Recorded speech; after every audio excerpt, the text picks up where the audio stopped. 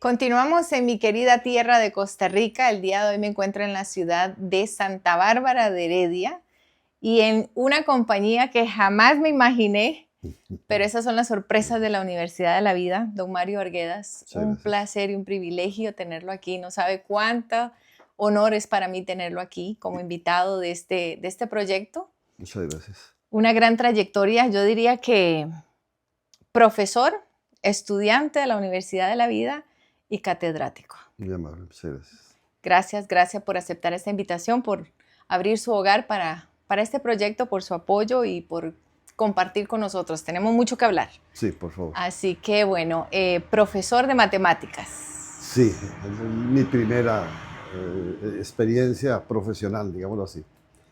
Y enamorado de la matemática, sí, pero de la enseñanza. De la enseñanza. Sí, dejo claro que no soy matemático.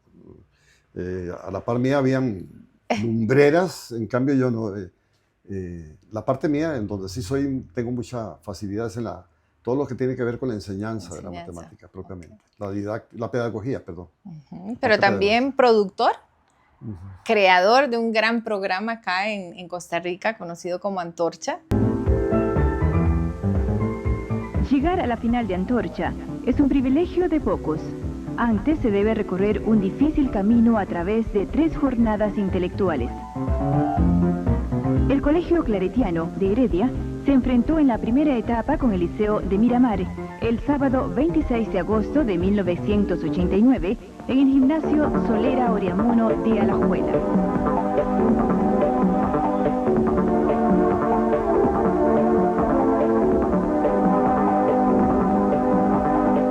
Escritor también. Sí, me gusta. Una persona muy creativa. Sí, me gusta crear. Y también esposo y padre. Y abuelo. Y abuelo. Y abuelo también, ¿verdad? Esos son los caminos de la Universidad de la Vida, ¿no? Que nos llevan por toda esta trayectoria. Sí, yo siempre lo menciono. Cuando voy a dar seminarios, siempre inicio mencionando, primero coloco una canción de papá y de mamá, Recuerdos de Ipacaraí, que es la canción que nos identifica a la familia nuestra. Somos una familia de 15. Wow. Entonces siempre la coloco porque siempre digo, dentro de mi currículum está ser hijo en una familia de 15. Wow. Que es una belleza, sí. Wow, interesante. Bueno, como ya le avisé con anterioridad, son un 3x3. 3 preguntas, 3 respuestas. Y la primera son acerca de esas costumbres o tradiciones. Creo que todos nuestros países, los países latinoamericanos, especialmente Costa Rica, es un país de cultura, de riqueza, de tradiciones. ¿Cuáles serían esas 3 costumbres o tradiciones que heredaste de tus antepasados y que todavía mantienes hasta el día de hoy? Bien, vamos a ver. La primera, provengo de una familia de 15. Entonces, algo que me encanta es una casa donde haya gente. Que me encanta, y aquí siempre hay mucha dinámica de visita. Eso me encanta, es lo primero que aprendí. Porque en una familia de 15, viera que uno no aprende a vivir, sino a sobrevivir. Me imagino. Sí, y esa es la primera. Una cosa importante es que vivimos al frente de la plaza de Barba, ahora es un parque, y tuvimos un papá y una mamá con una amplitud extraordinaria. Entonces mis amigos podían ingresar a la casa con solo gritar el nombre. Mario, entre. Fofo, entre. Lolo, entre. Y todos entraban a la casa, no había ningún problema. Jugábamos fútbol, embarrialados muchas veces por las lluvias, entraban a tomar agua a la casa. Wow. Y papá y mamá nunca dijeron, eso no se puede hacer, no se debe hacer. Siempre fue una casa de puertas abiertas. Wow. Entonces, yo diría que parte de la cultura que yo manejo es una cultura me encanta que haya gente en la casa. Claro. Eso exacto. ¿Cuál sería otra? Bueno, tuve una mamá extraordinaria.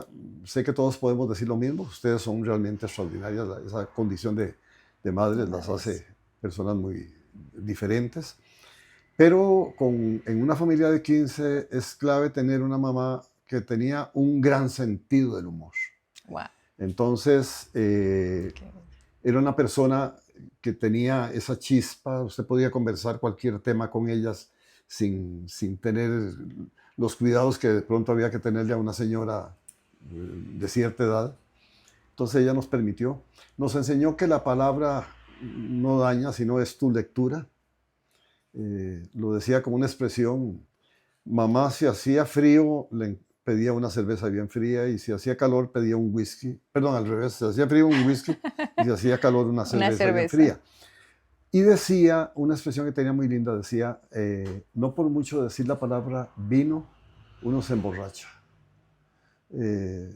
Un poco para hacernos ver que la palabra no es la que daña, sino es tu lectura, es la lectura que uno hace alrededor de la palabra. Con eso nos enseñó a interpretar entonces, cuando alguien dice alguna cosa. Yo he escuchado cosas muy fuertes de pronto de personas que yo quiero mucho y pueda que no me dañen tanto de pronto porque lo sabes interpretar. Poder interpretar. No siempre lo logro, pero sí, exacto, en algunos casos lo he logrado y muy bien. Interesante, en ese tiempo que era la palabra, hoy en día que hay textos, ¿no? Y cómo correcto. Se malinterpretan los textos. Sí, correcto, perfecto, hay que saber leer. Wow, eso es muy interesante. Interpretación. Es un arte. Sí, definitivamente. A través de papá fue un comerciante, nos crió alrededor de una pulpería y todos profesionales, los 15. Eso habla del logro. Pero nos educó en cosas muy interesantes, por ejemplo, en la honestidad, la solidaridad. Cuando papá se envejeció, como vivíamos al frente del parque, que antes era la plaza, pero ahora es un parque, y él salía ahí, papá murió de 94 años y medio, wow. Y pasaba la gente y nos decía, lo saludaban y nos decían, no tienen idea cuánto tenemos que agradecerle a este señor, porque después de la guerra civil acá, papá le dio de comer a mucha gente, gente que llegaba y le decía, requerimos comida, no tenemos, podemos pagarles más adelante. Entonces siempre se refirieron muy lindo sobre esa bondad de mi papá, de ese compromiso que él tuvo, y que nos enfatizó mucho. Cosa interesante es que cuando yo le decía, papá, qué lindo, se debe sentir muy halagado usted cuando la gente le dice que gracias a usted ellos pudieron salir adelante y comer. Y me decía, sí, pero todos me pagaron después, así que yo no tengo ningún mérito. El mérito es de ellos. Wow. Así que nos enseñó entonces también la gratitud alrededor de eso, que para mí son aspectos claves, ¿verdad? Valores importantísimos. Valores fundamentales, sí. Para mí hay valores, la gratitud, la responsabilidad y la disciplina. Yo siempre lo señalo como aspectos claves. Exactamente. Hay una anécdota que me encantaría compartir. Cuando papá tenía ya 94 años más o menos, le hicieron un homenaje en Barba, la municipalidad, con el pueblo de Barba reunido ahí en el parque. Y me correspondió a mí hablar en nombre de la familia. Y entonces yo me volví, porque era el pueblo agradecido con un señor que había servido, y yo me volví y le dije que tal vez los agradecidos no debían ser ellos, sino nosotros, porque cuántas cosas debieron disimularnos la comunidad, y cuánto cariño nos ofrecieron. Sí. Entonces yo les decía, probablemente más bien aquí debiéramos invertir el orden, debiera ser la familia Arguedas agradeciendo al pueblo de Barba. Wow. Más que el pueblo de Barba reconociendo a la familia Arguedas. Wow. Así que para mí la gratitud es fundamental, es uno de los principios claves. Gratitud y humildad. Sí. Humildad para reconocer eso, ¿no? Para darle eso, sí. Hacerlo a la inversa. Sí. ¿Cómo se llamaba tu papá? Papá Víctor Manuel. Víctor Manuel Arguedas. Arguedas. Y mi mamá no era barbeña y tiene un nombre particular, yo siempre lo menciono porque me encanta. Claro. De la familia nadie se ha atrevido a ponerle el nombre a alguno de sus nietos. Araminta Ramírez, de Santo Domingo de Heredia, una mujer súper inteligente y brillante, una mujer... ¿Conoces el significado de Araminta por casualidad? Sí, entiendo que significa flor del altar. Oh, wow. Wow. Ese es el nombre. Hermoso. Y hemos podido identificar acá en el país apenas como 4 aramintas, o sea que los que se arriesgan son muy pocos. Y ella siempre gozó con eso. Siempre. Qué bueno. ¿Y tú eres el qué de la lista de los 15? ¿En qué posición estás? ¿Delantero? Hagamos un chiste de eso, está bien. Yo soy el hijo número 6 El hijo número 6. y tengo 6 hijos, 5 mujeres y un varón, y tengo 6 nietos. Entonces yo siempre digo que soy peligroso porque soy el 666. Bien. Peligroso. Bueno, don Mario, y en este caminar de esta universidad, me imagino que has recibido muchísimos consejos, ¿no? Pero vamos a enfocarnos en esos tres consejos que recibiste, que recuerdas hoy y que aplicaste y que sabes que funcionan. ¿Cuáles serían? Sí, yo diría que tal vez uno viene de parte de mi papá, que es fundamental. Cuando yo estaba en el colegio, había un señor que era, desde mi óptica, era un genio, era un hombre que hablaba 7 idiomas, que lo mismo te hablaba de matemática, que te podías escribir una poesía. Dominaba todas las áreas, era un tipo súper brillante, con un inconveniente, que era alcohólico. Y resulta que papá siempre me mandó con él, me decía, vaya, porque llegaba a tomar y no tenía cómo pagarle, entonces podía pagar a través de una tutoría sobre algo. Y una cosa extraña es que papá me mandaba a mí a que me diera sesiones de matemática. Y yo tengo la ligera impresión de que papá veía en mí aptitud en ese campo. Y entonces siempre me dijo, vaya, con este señor aprendí evidentemente matemática, pero aprendí cosas extraordinarias en diferentes campos también, porque tenía esa gran virtud. Wow.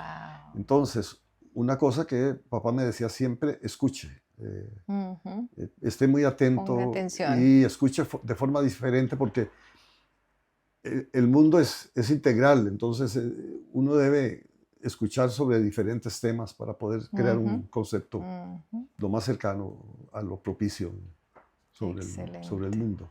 Escuchar, algo que falta mucho hoy en día, ¿no? De ley, la escuchas. Usted sabe que los griegos, la escuela pitagórica, para poder ingresar a la escuela pitagórica, la exigencia eran 5 años de absoluto silencio. Lo escuché en uno de tus videos aquí lo tengo anotadito. Sí. El comienzo de la sabiduría es el silencio. El silencio. Dicho por el mismo Pitágoras. Era una exigencia que ellos tenían. Cosa interesante es que la escuela pitagórica tenía 2 ambientes. Un ambiente oscuro y uno donde había luz. Donde había luz estaban los que ya eran pitagóricos. Y en el ambiente oscuro, los que no eran pitagóricos estaban tratando de integrar. Proceso. Lo separaba una manta. Usted podía ver las imágenes de los que estaban. Ellos estaban conversando y haciendo matemática de ese lado, o filosofando de ese lado. Y de este lado estaban los que estaban en el proceso de escucha, que eran horas de estar escuchando, nada más viendo ¿cómo se dice? Las imágenes. Las imágenes las de siluetas. ellos, las siluetas. Y ese era un ejercicio de 8 horas. Durante 5 años. Wow. Sí, eso nos habla de la importancia. Exacto, la importancia de escuchar. Y bueno, me imagino que es un consejo que aplicaste y que todavía lo utilizas. Yo no sé si yo seré buen escuchar. Yo soy muy conversador. Entonces, cuando uno conversa, uno no aprende poco porque está escuchando lo que uno ya sabe. Y yo soy muy conversón. Pero para la creatividad necesitas el silencio. Y poder escucharte. La sustracción, sí. La imaginación, que Albert Einstein decía que era más importante que el conocimiento. Exacto. La imaginación, fundamental también. ¿Cuál sería ese segundo consejo? Yo diría que para mí fundamental es creer en las personas. Yo siempre digo que uno debe creer hasta tanto no suceda una cosa distinta. Yo soy muy confiado, aquí me llama mucho la atención por eso, porque cuando yo viajo, por ejemplo, cuando viajamos fuera del país, soy tendencioso a entrar en relación y en creer en las personas. Entonces darle la posibilidad de que se puedan acercar, de ayudarlos, de respaldarlos. Creer, me encanta. Por eso me encantó cuando me hablaron aquí voy a hablar como tico, cuando me hablaron de usted, me llamó la atención porque siempre he dicho que si hay algo que me encanta es respaldar a la gente que tiene sueños, anhelos, ¿verdad? Creatividad, ideas. Sí, yo diría que para mí es clave eso, creer en las personas, permitirles ser. Excelente. Gracias. Y apoyar. Gracias, tremendo consejo. ¿Quién te lo dio? Eso yo no podría decírtelo, pero te pongo un ejemplo muy simple. Yo voy a un lugar y me atienden bien, sea una tienda o sea un restaurante, y yo siempre, si me atienden bien, yo voy y les digo, qué bien lo haces, qué bonito que atendés. Si es un restaurante, y eso lo puede hacer ver aquí mi esposa, yo normalmente voy y busco la cocina y voy a decirles, qué comida más deliciosa, cuánto le agradezco. Porque siento que es muy importante que respaldemos. Reconocer. A las personas. Exacto. Y creer en ellas, es decir, permitirles también, ¿verdad? Exacto. Tremendo, tremendo consejo. Tercero. Difícil, ¿no? Escoger 3 entre tantos. Sí, entre tantos. Sí, yo volvería a insistir sobre la trascendencia de la gratitud. Y yo diría más bien, déjeme hacerlo de otra forma. Cuando nos creábamos, había un tío que era un hombre muy fino, decimos nosotros, esa fineza de cederle el campo a una dama en el bus, o que viene caminando. Caballeroso. Caballeroso. Para mí eso es un gran consejo. Yo lo aplico mucho tengo un hijo, un varón, bueno, 5 mujeres, pero con el varón y con mi nieto, que convivió con nosotros hasta hace poquito, durante 10 años, siempre insistía mucho. Aquí salimos a caminar, entonces venía alguna señora, yo le decía, viene una mujer, ¿dónde van ustedes? Hay que darle el campo, ellos van. Exacto. Saludar, esa fineza, buenas, abrir la puerta, que una persona se está bajando de un bus y debo ayudar, ayúdela a bajar. Eso me encanta, que es ser caballero.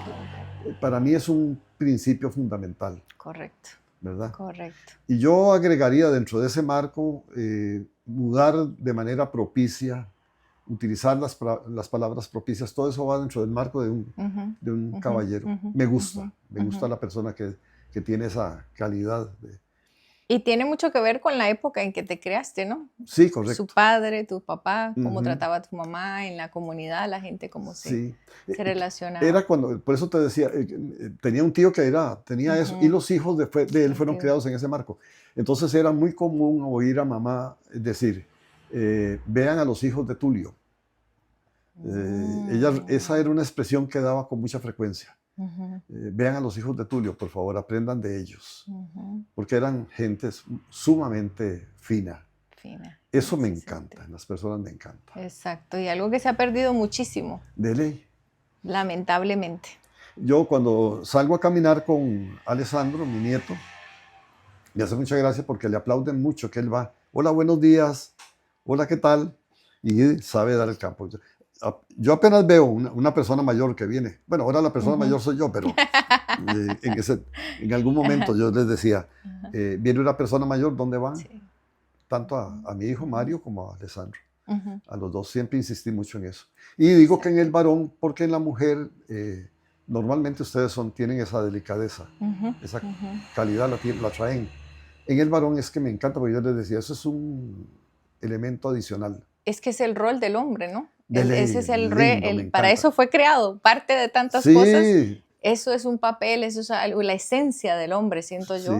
Sí. Que no se puede perder. Y don Mario, disculpe que le haga esta otra pregunta extra, pero tengo que hacerla porque me encanta que en toda esta conversación, en todas estas tradiciones, consejos y ahora específicamente en este punto, tienes que mencionar al tío, al abuelo, al papá, a la mamá, familia. Sí, correcto. ¿Por qué se han perdido estos valores? Sí, yo siempre he dicho que evidentemente estamos viviendo una etapa interesante. Eso es otra cosa que yo aprendo.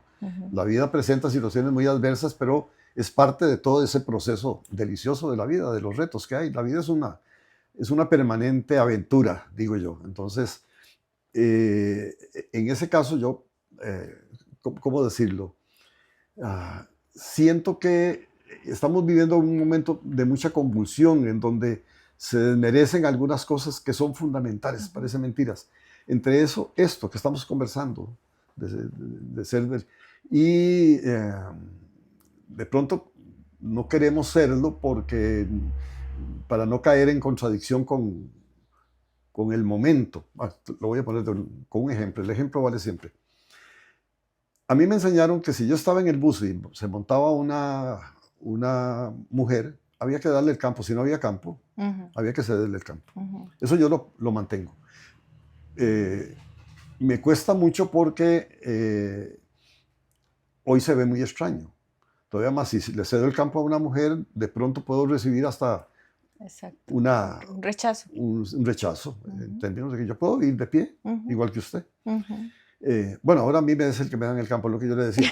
Pero en una oportunidad yo me fui con un amigo, no sé con quién fue, a San José, a conocer la Universidad de Costa Rica, para ver si, por aquello que pudiese yo llegar a la universidad. Estoy hablando de mi juventud.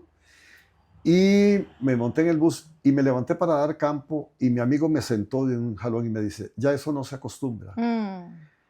Y Gigi, yo sudé copiosamente de verme yo sentado y esa muchacha de pie. No podía. Entonces cuesta mucho. Entonces yo he dicho que en toda esta convulsión que hay, que se habla tanto de los problemas, de los valores, hay una respuesta, la familia. Ahí está. Ahí es donde está la gran fortaleza. Es decir, ¿dónde podemos nosotros hacer labor? Porque la gente dice, es que no hay nada que hacer, el mundo está muy perdido y nadie atiende. Sí, hay un lugar donde se puede, es la familia, ahí es donde hay que trabajar. Correcto, la base de la sociedad. La base de la sociedad. Y me llama mucho la atención, precisamente queríamos que llegara a esa palabra, porque mi hija tiene 15 años, de estas nuevas generaciones, y cuando conversamos de compañeros, situaciones, diferentes amigos que tienen diferentes situaciones, o alguna película, algún libro, alguna historia, ella siempre dice, mami, es que todo comienza en la familia. De ley. Todo comienza en la familia, de ahí es donde surgen. Hay una anécdota, dice que los hombres, las personas a mi edad, caemos en que siempre tenemos una historia que contar. Pero hay una historia de una vez que un muchacho puso una barbería en un lugar y en la calle y puso, esta es la mejor barbería del pueblo. Pero ya había otro tipo con otra barbería, entonces puso, esta es la mejor barbería del país. Al día siguiente, para reprocharle. Entonces el otro al día siguiente puso, esta es la mejor barbería de este continente. Y entonces el otro salió y dijo, esta es la mejor barbería del mundo. Y entonces el otro le respondió, esta es la mejor barbería del universo. Y entonces el otro se quedó y dijo, ahora. ¿Y sabe qué le contestó al día siguiente? Esta es la mejor barbería de esta calle. Porque ahí era donde estaba el fundamento. Exactamente. Entonces yo lo que digo es, podemos ver el asunto muy complicado, y decir, ¿cómo ayudo yo si hay tanto problema y mi influencia es muy poca? Bueno, hay un elemento donde yo puedo influir y tener un impacto extraordinario y ese es mi núcleo de familia. Exactamente. Don Mario, ayer tuve la oportunidad, ayer terminé de ver el video en YouTube acerca de ese reencuentro de ese programa Antorcha, el cual usted fue el creador. Y me gustó una frase que usted dijo, que la educación, hay un precepto en la educación, que no se trata de aprender disfrutando, sino de disfrutar aprendiendo. Me encantó este pensamiento y basado en este pensamiento, ¿cuáles son esas 3 materias difíciles que le ha tocado vivir en la Universidad de la Vida? Y me encantaría saber si las disfrutó aprendiendo o aprendió disfrutando. Disfrutando. Aprendí la fragilidad de la vida viviendo un derrame cerebral y un infarto. En los 2 procesos estuve 22 días en el hospital y viviendo situaciones muy fuertes, viví situaciones sumamente fuertes, interesantes, y pese a la dificultad de estar ahí, lo disfruté, Wow. lo viví. Eh, Ha sido como una forma mía, yo insisto, no crea que todo marcha bien, ¿no? Hay muchas cosas que yo tengo que corregir y no me cabe la menor duda. Pero ahí aprendí, tanto es así que tengo grandes amigos de esas vivencias, pero amigos que nos vemos, nos visitamos y nos queremos, porque quise aprender de ellas. Pero ahí aprendí la fragilidad y entonces la importancia de sacarle provecho a cada vivencia. Yo ahorita no asisto a las cosas de no ser porque voy a ir a disfrutarlas plenamente, pero procuro ir a la buena mayoría. Cuando yo estaba de director de canal, mi director general era don Chester Zelaya Guzmán, que fue el rector de la Universidad Estatal a Distancia. Y para mí un maestro en muchas cosas. Y me hacía una gracia porque en ese momento los dos éramos personalidades con gran impacto nacional, digamos, teníamos figuras públicas, exactamente, muy reconocidas. Y a don Chester lo invitaban, nos decía, mira, hay que ir a tal parte, y él decía, vamos Mario, nos vamos. Porque él decía, Mario, donde nos inviten hay que ir. Uno debe aprovechar, estos son los momentos para poder nosotros compartir, convivir en esta condición nuestra. Correcto. Y escuchar.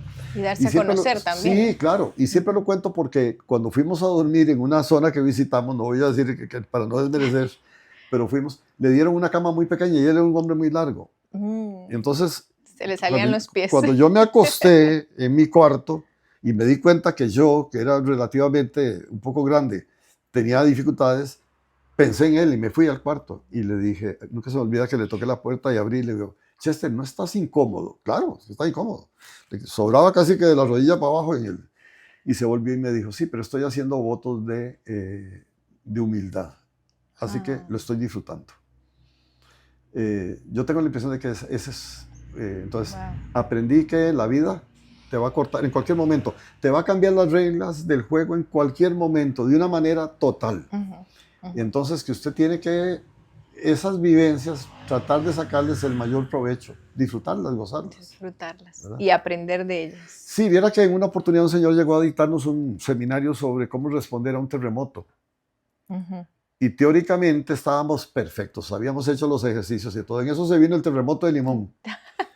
Y cuando se vino el terremoto de Limón, todos corríamos y gritábamos y todo. Y él, de pie, nos gritaba, disfrútenlo. Disfrútenlo.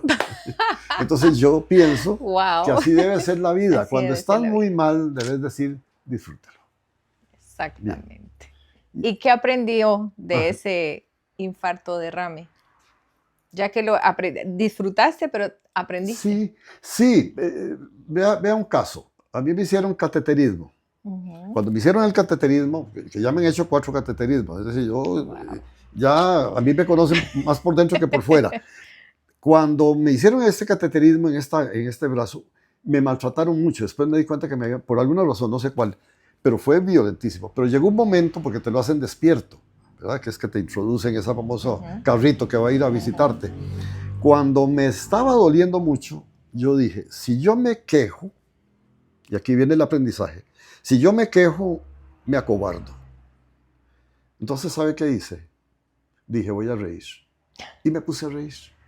Y el muchacho, porque son varios los que te están atendiendo, el que estaba al lado me dice, ¿qué tiene, don Mario? Le digo, que me estoy riendo. ¿Por qué? Le digo, porque me está doliendo un montón.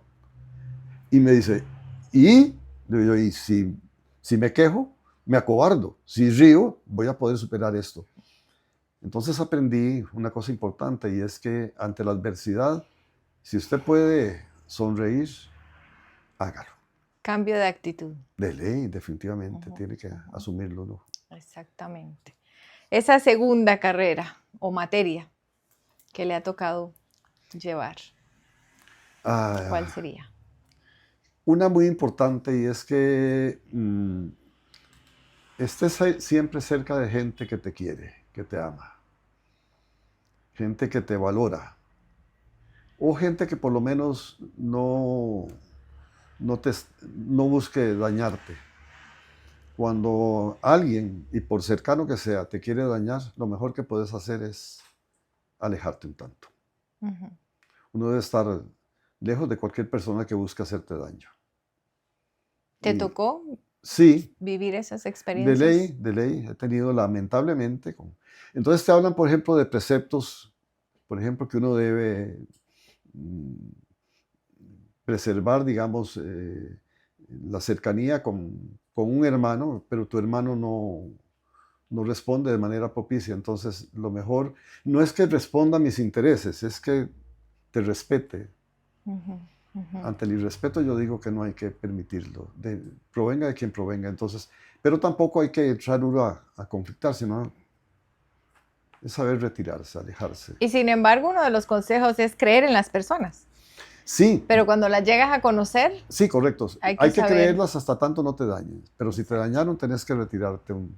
No puedes permanecer ahí. Ujú, Es un poco lo que está sucediendo con los femicidios, ¿verdad? Que tanto se ujú, habla, ¿verdad? De que ujú. permitís y entonces aceptas. No, no. Uno puede aceptar en un momento alguna situación, pero si aquello se repitió rápidamente, uno debe decir, aquí no debo estar yo. Pero ¿me podría dar algún ejemplo? Sé que es difícil hablar de esos temas, pero sin nombrar, sin tener que mencionar sitios, lugares, personas. Sí. ¿Cuál fue la vivencia en sí, esa materia en sí que le tocó vivir Yo y que diría fue dura que a nivel laboral, familiar, sí, lo he de vivido todo? en todos los campos, a nivel familiar y a nivel... es que ahorita hilaba yo, lastimosamente. Yo estoy en un periodo que Bob Hope lo mencionaba mucho. Bob Hope decía, tenemos 3 dificultades a esta edad. Una es la pérdida de la memoria, dice, y las otras 2 no me acuerdo. De pronto se me olvidan algunas cosas Pero cuando me pones en ese entredicho, ay, ¿cómo puedo? Es que no quisiera mencionarlo porque ya alejé, ya me retiré. Entonces he procurado No mantenerme un tocarlo. poco al margen. Sin embargo, pese a que estoy retirado, insisto, no soy dado a poder saludar o poder apreciar o poder Ujú, compartir, ujú, ujú, ujú. pero sí saber que debo ya mantener porque Para protección, ¿no? Para sí, protegernos nosotros mismos y eh, poder continuar en la vida, en la universidad de la vida, ujú, porque creo que yo también lo he vivido. Eh, qué difícil, sí, porque no por, quiero, sí, sí, no, yo entiendo, pero es para que las personas podamos entender la lección de esta sí, clase, porque como te digo, creo que yo la he vivido y muchas personas la han vivido, ¿no?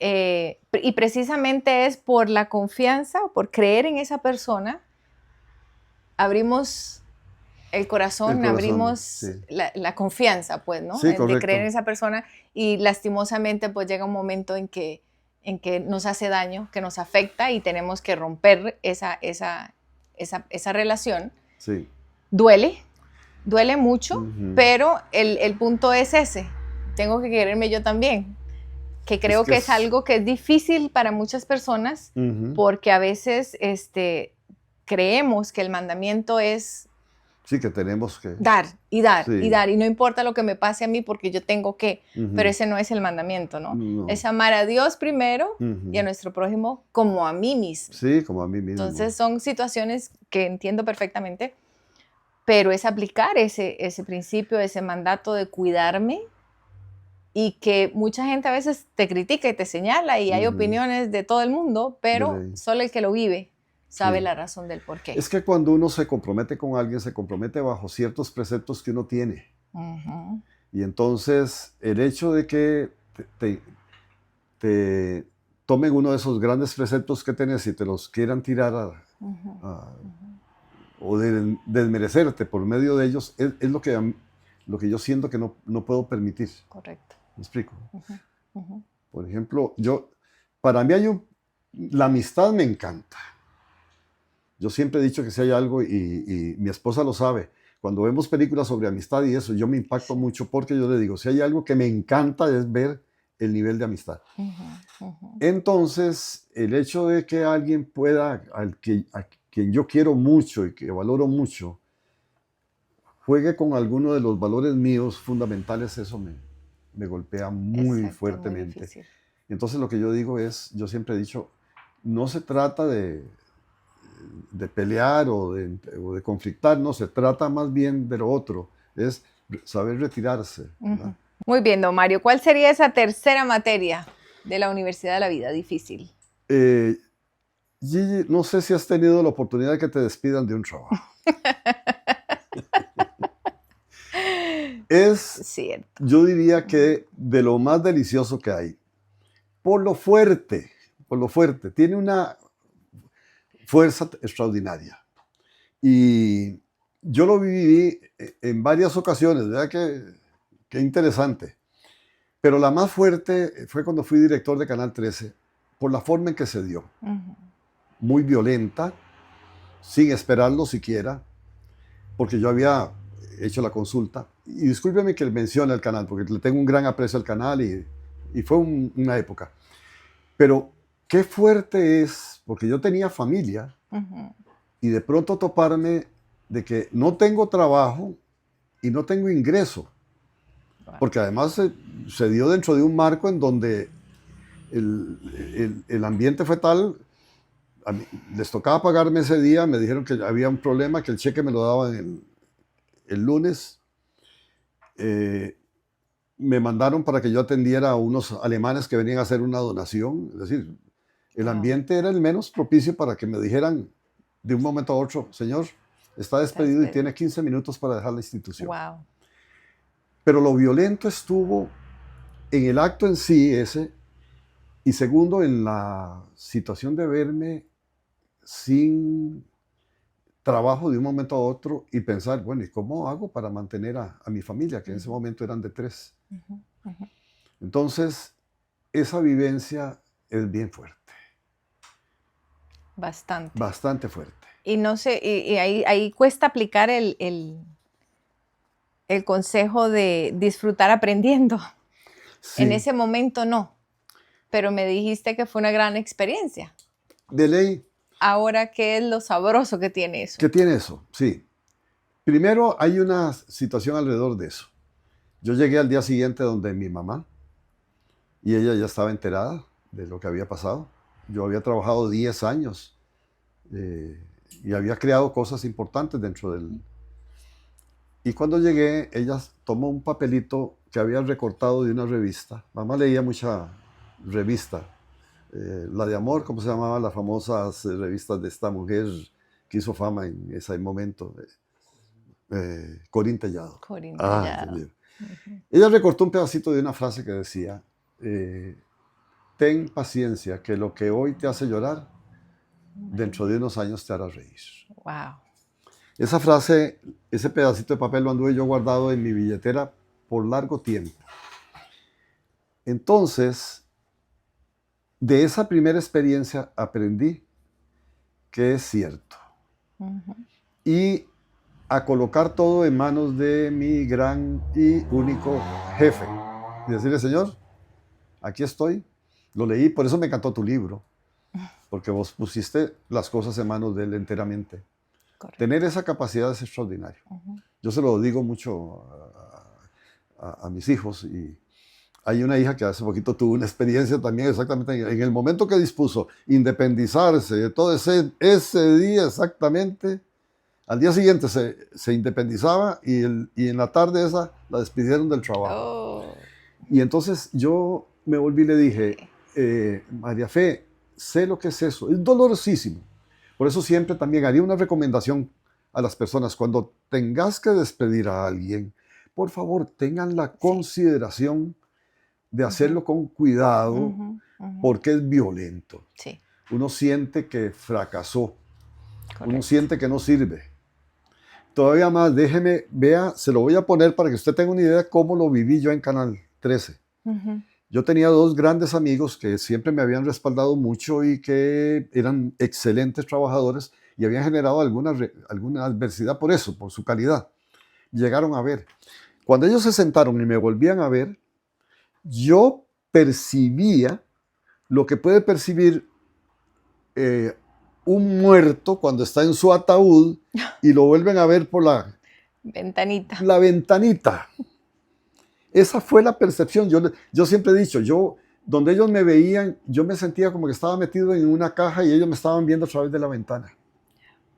Es muy fuerte. En esos casos, recomendación es aceptarlo y ponerlo en manos del gran jefe. Enteramente. Y segundo, tener la humildad de pedir ayuda. Correcto. A mí me cuesta mucho pedir ayuda. Yo probablemente soy muy orgulloso. Me cuesta un mundo decir ayúdenme, por favor. Y la Madre Teresa decía, ayudar es un acto de amor, es el gran acto de amor. Pero por encima de eso está el pedir ayuda. Y para mí lo fundamental es entender en esas circunstancias que hay que pedir ayuda, que hay que asumirlo. Exacto. Y que hay que ponerle en manos del gran jefe. Exacto. E ir a ver dónde toco puertas. Y entonces yo quedé sin trabajo un viernes y el lunes le pedí ayuda a una persona que yo conocía, un gran señorón de este país. Me fui a tilbar lo que decimos nosotros acá, a esperarlo, a ver si podía, porque difícilmente se podía hablar con él. Y para mi sorpresa me dijo, llegaste en el momento oportuno. Wow. Tengo para vos el trabajo adecuado. Fue cuando, siendo el director del Centro Nacional de Didáctica, un nuevo proyecto, que ahora ya está totalmente consolidado. A mí me tocó echarlo a andar, junto con otro compañero, Fernando Castro Ramírez. Ser brillante, por cierto. Pero entonces mi recomendación, mi aprendizaje es ese. Y yo le agregaría, que sé que vas a compartirlo conmigo, es que algo mejor viene. Se cierra una puerta porque otra mejor viene. Si no te echas a llorar, sí. Por eso te digo.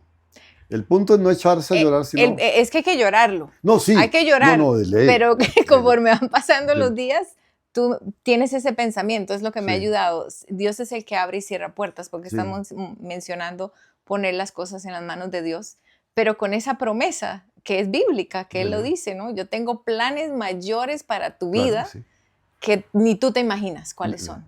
Y ahí son esos momentos donde tú tienes que soltar, confiar y decir, de verdad, algo viene, algo mejor viene. Sí, así que ahora sí le entiendo que es bendición y es bueno lo que hay en estos porque momentos de pronto difíciles. Vos crees que es el fin del mundo y resultó que era el inicio, ¿verdad?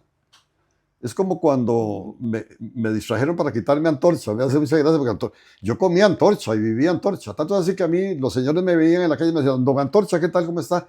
Y yo iba con mis hijas y me decían, qué lindas las antorchitas. Entonces, antorcha, yo era antorcha. Es decir, en términos generales, que vengan y me digan que me lo van a quitar, me distrajeron. Pero me mandaron a un instituto que fue el que me dio una gran posibilidad de vida posteriormente. Entonces, pero a Dios rezando y con el mazo dando, ¿estamos de acuerdo? Es decir, sí, son momentos muy complejos, muy difíciles, llórelos, pero rápidamente pida ayuda y rápidamente vaya y ¿cómo se llama?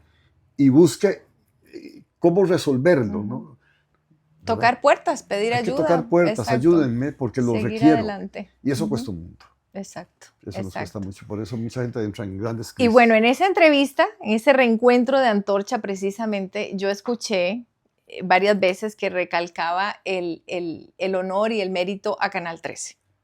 Pero aquí yo voy a discrepar un poquito con usted, con todo el respeto. No, adelante. Porque la idea, el sueño, la creatividad, la visión era tuya, es tuya, eso no lo quita nadie. Entonces, que el Canal 13 o la plataforma de cualquier creador, eso es parte de Dios, digo yo, ¿no? De la providencia para que eso se dé. Pero el mérito, ¿a quién se lo debe? Porque es el creador, porque es un sueño, es algo que tú visualizaste y que se fue desarrollando, pero de esa cabecita. Vean qué interesante. Cuando se dan cuenta que yo voy a dejar Antorcha, o que Antorcha me dejó a mí, un gran amigo mío me invita a una reunión con los empresarios de este país. Y me proponen que yo me lleve ese programa para otro canal de este país. y asignan un abogado para que se encargue de hacer los papeleos y yo me vaya a un canal donde podía ganar muchísimo dinero, probablemente, haciendo el programa. Y fui y le pregunté a mi hermano mayor lo que me estaban ofreciendo, porque mi hermano es abogado, y le dije que había un papel que firmar donde yo me comprometía a llevarme el programa para otro. Y mi hermano se volvió y me dijo, cuénteme una cosa, usted pudo haber hecho ese programa en ese canal en su momento. Y me volví y le dije, no, porque el canal dispuso todas las condiciones. Entonces, Óscar Aguilar Bulgarelli, que fue el que me enseñó a trabajar, me dijo una cosa muy linda. Me dijo, hágalo. Si resulta un éxito es obra tuya y si resulta un fracaso será culpa tuya y yo sabré reprenderte. Entonces, yo siempre tuve claro que yo ese programa no lo pude haber hecho en otro canal que no fuese Canal 13. Ellos dispusieron todo. Entonces, lo que sí tengo claro es que debió haber sido haber más claridad en reconocer el mérito de la creación. Pero sí es un programa que no me cabe la menor duda que es un programa de Canal 13. Ellos se lo merecen. No podría yo jamás pelearlo. Ahí rompí yo el papel y después me cobraron los dineros que habían gastado en el abogado, que por cierto no los pude pagar porque eran muy onerosos. Así que ahí fallé en la parte económica también. Sí, pero vuelvo a mi punto, rescato mi punto porque es, como le digo, ese fue el momento, la plataforma fue Sí, Canal 13. Sí, correcto. Y sí, yo recuerdo esos programas, estaba en la escuela, Sí, correcto. pero sí, fue algo muy, muy lindo, pero hay que reconocer esa creatividad, ese sueño, esa visión, como usted lo dice, ¿no? Y pues todos llevaremos, yo creo que los costarricenses llevamos ese recuerdo, lo llevaremos siempre. Perdón, te interrumpo porque hay una expresión, y como se me olvida hay una expresión muy linda que dio un muchacho cuando me hicieron el homenaje, que me lo hacen después de 30 años más, lo hizo un director del canal y la ministra de Educación. Un muchacho que había participado en Antorcha me dijo, don Mario, usted no tiene idea las personas que usted tocó con ese programa. Y eso me encantó porque eso es lo que yo buscaba. No el reconocimiento personal, poder. Vi cosas geniales en el programa, pero de fantasía, que podemos conversar sobre eso mucho porque aprendí mucho. Pero lo que sí aprendí y lo aplico es a respaldar a la gente que sueña. Insisto. Correcto. Por eso cuando me dijeron que si yo quisiera compartir con vos una experiencia acá, dije, claro, una soñadora, ¿cómo no voy a...? Entonces yo, cualquier persona que veo que está impulsando algo, yo procuro siempre ayudar porque sé lo que cuesta echar a andar un proyecto. Y no es para darnos la gloria, ¿no? Es no porque es simplemente, a mí me gusta recalcar, es porque la gente ha dejado de soñar. Sí, correcto. Y la gente ha dejado de crear. Y yo creo que la mente es la computadora, la tecnología más poderosa que Dios nos ha dado a todos, ¿no? De hecho, este es un programa que surge en mi cabeza, surge de muchos años, de ideas, de sueños, de visiones, de proyecciones, pero fue un sueño. Hay un detalle que es clave en todo esto, acabas de decir vos, no es para la gloria de uno, por eso a mí la palabra éxito no me gusta. A mí tampoco. Porque cuando decimos una persona exitosa es una persona que anda buscando que se le reconozca. Para mí la gran palabra es realización. Qué lindo realizarse uno en las cosas. Uno debe buscar eso, disfrutarlas, gozarlas. Eso es lo que uno debe buscar. El éxito es vanidad y es muy pasajero, es muy ocasional. Por eso a mí yo insisto mucho en que tenemos que apoyar mucho a la gente que tiene ideas y que está luchando, creando cosas, pero que las está haciendo por su realización. Y entonces voy a aprovechar el espacito que tengo acá para decirlo. Claro. Yo estoy sacando un programa en YouTube, en un canal que se llama Matemalandia. Los programas se llaman Mateloqueando con Pitágoras. Y son programas que estoy generando de matemática. ¿Con qué afán? Y son públicos. Con el afán de ayudar. Igual, por eso ahí coincidimos. Nosotros dos. Estábamos haciendo, solo que en áreas totalmente distintas, ¿de acuerdo? y una publicación escrita en una revista que se llama Visión Costa Rica, también sobre matemática, que es mi pasión. ¿Pero por qué lo hago? Porque me realizo, porque me encanta y porque sé que tal vez a alguien lo va a aprovechar. Exacto. Enhorabuena que sea así. Y porque todavía continuamos en la Universidad de la Vida. De la vida. No se ha terminado. No. Porque el éxito te lleva a un punto donde Sí, ya exactamente. lograste cierta cosa, Sí, ahí correcto. parado. Y no, No, la Universidad de la Vida sigue. Sí, la realización. La Universidad Exacto. de la Vida se fundamenta en eso, en la realización. ¿Verdad? Exactamente. Que uno quiere siempre. A llevarte a esa plenitud completa donde ya Exactamente. estés al 100% cumpliendo el propósito por el cual estamos acá, ¿no? Dejar huellas. Y que exactamente. todas estas experiencias y materias nos van formando para llegar a ese punto. Voy a cerrar con una expresión que no es mía. En una oportunidad estaba Albert Einstein dando una conferencia sobre la teoría de la relatividad y entonces alguien se volvió y le dijo, señor Einstein, entonces dentro de este marco de su teoría y todo eso, usted puede decirme, ¿para qué estamos nosotros en este mundo? Y Einstein se volvió y le dijo, bueno, te lo voy a contestar, es muy fácil. Estamos en este mundo para servir a los demás. Correcto. Salió por otro aspecto. En la vida lo afectivo es lo efectivo. El afecto, el mostrar compromiso, la solidaridad, esos son los grandes preceptos. Sobre eso debiéramos insistir mucho. Y los soñadores, por eso deben respaldarse, porque andan buscando eso. Correcto, correcto. Así que por algo estamos aquí. Exacto. Un placer, don Mario. Igual, Muchísimas no, gracias. más bien. De verdad creo que podríamos Encantados. pasar acá toda la Qué pena. tarde Sí, conversando. Qué terrible. Sí. Pero como lo dije al principio, un catedrático de la Universidad de la Vida. Muchas gracias. Mucho que aprender, mucho Bien, que dar. Muchas gracias. Así que bueno, vamos a dejar el enlace del canal en YouTube para que lo sigan, porque de verdad que es muy, muy... Yo desearía que en mi época hubiese una clase como esa para aprender la matemática, Muchas gracias. pero de verdad, muchas gracias.